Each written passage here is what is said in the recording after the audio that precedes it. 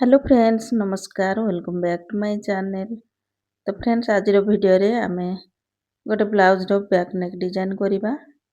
तो देखंतु एमदी कपड़ा को टू फोल्ड रे पकेबा। प्रथमे एठी बैक साइड रो ही मु खाली डिजाइन टा नै आसीची पाइपिंग रे ही सुंदर डिजाइन एठी तयारी करिबा। एमदी कॉटन ब्लाउज रे एमदी डेली यूज ब्लाउज रे एमदी आपण माने मध्य डिजाइन करी पिंधि परिबे। तो फ्रेंड्स ये ब्लाउज रेडी लंब रही 14.5 इंच टोटाल 15.5 इंच रे मार्क करवा। आउ ये कांध रखा ये मुझे 6 इंच रखुची कांध शोल्डर 6 इंच तापर ये गोटे लाइन टाणिबा किछि दूर रे पुणी थे 6 इंच रे मार्क करवा।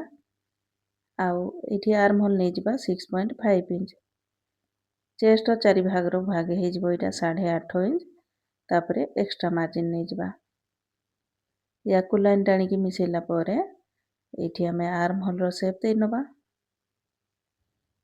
देखंतु एमती आमर आर्म होल बनीगला। एबे आमर अंटा जहाँ थी ये अच्छी मोर 29 तार चारि भाग रू भागे नबा 1 इंच रो टक्स नबा आउ एक्स्ट्रा मार्जिन नबा। एबे याकू कटिंग करिकी अलग करनी जिबा आगो। देखंतु एटा हमर कटिंग हे गला। एबे एठी नेक पाई डिजाइन तयारी करिबा। ता पाई एठी 2.5 इंच नौछे नेक लाइन आउ नेक रो डीप टा एटा 10.5 इंच अछि आ तळ साइड रो चौड़ा 3 इंच। याकू लाइन टाणिकी गोटे बॉक्स बनै नबा आगो। देखंतु एठी आपनकर पसंद अनुसार नेक रो डीप रखि परिबे। तापर एठी देखंतु नेक पाई हमें डिजाइन दबा। एठी पान गला टाइप रो तयारी करनबा आ पूरा ताकू तळ पर्यंत लाइन नहीं आसीबा। देखंतु एई याकू हमें कटिंग करिकी पूरा अलग कर नै जिबा। एटा हमरो दीटा पार्ट हे जिवो। देखंतु एमती करिकी पूरा ताकू अलग कर नै जिबा। देखंतु एटा हमरो दीटा पार्ट बनी गला। एथिरे हमें पाइपिंग देकी तयारी करिबा। तो पाइपिंग लगेबा पूर्वरु एठी आपनकर मेन कपड़ार सीधा साइड ऊपर साइड को रखिबे तापरे पाइपिंग एठी लगे नै जिबे।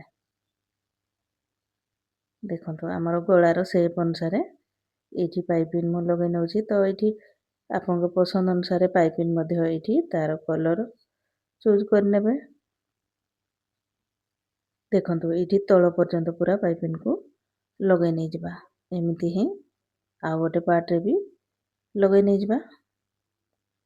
गोड़ा हमर जेमती कटिंग हेची तार साइड साइड रे करिकी लगे नै जिबा। तो फ्रेंड्स एमिति ही आपण माने मध्य तयारी करि परिबे अति सहज रे ब्लाउज डिजाइन। एमिति डेली यूज ब्लाउज रे पाइपिंग देकी गोटे अलग लुक दे परिबे। तो फ्रेंड्स वीडियो भल लगिले वीडियो रे गोटे लाइक कर नै जिबे। आउ मो चैनल रे नुआ थिले चैनल को सब्सक्राइब कर नेबे। एमिति ही आगो को आउरी नुआ नुआ वीडियो आसीबो। तो एबे देखंतु हमर पाइपिंग को भीतर साइड को करिकी याकू सिलाई कर नै जिबा। तो बहुत ही कम समय रे एठी तयारी हे जिवो।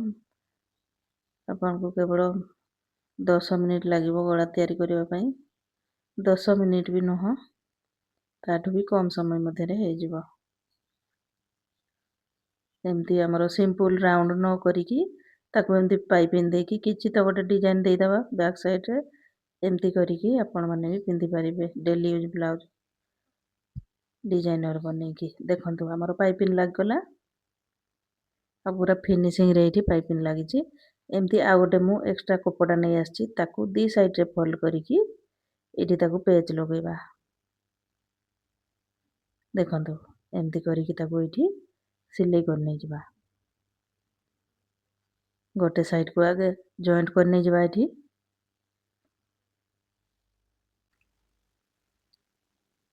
एठी डबल स्टिच पकै नै जिबा। गोटे सिलाई हमर पाइपिंग रो पूरा साइड साइड रे पकेबा आ गोटे दी सुत छाड़ीकी पकेबा। एमिति ही आ गोटे पार्ट को मध्य तळ साइड रे बराबर रखिकी एठी सिलाई करिबा। देखंतु फ्रेंड्स भलो कि एठी ताकू सेट कर नेबे आगो। डबल स्टिच पकई नहीं जावा। तो देखंतु गला हमरो बनी जाइछि। एबे आमे तळ साइड रे टक्स लगेकी ताकू फिनिशिंग करिबा। देखंतु फिटिंग हमरो एक्स्ट्रा मार्जिन को छाडी की तार मिडिल करिबा। मिडिल रे गोटे कट लगेला परे सेठी आमे टक्स देबा। हाफ इंच रो सिलाई नहीं आसीकी ऊपर को आसीबा 4.5 इंच रो। एंती करिकी दी साइड रे आमे टक्स लगे नहीं जिबा।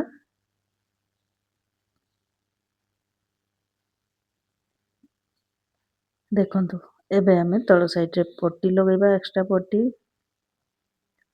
एइठी मध्ये आपण चाहिले पाइपिंग देई परिबे। तो एइठी मु पट्टी ही लगै नउची। देखंतु एइठी पट्टी ऊपर पुणी गोटे सिलाई पकेइ देबा।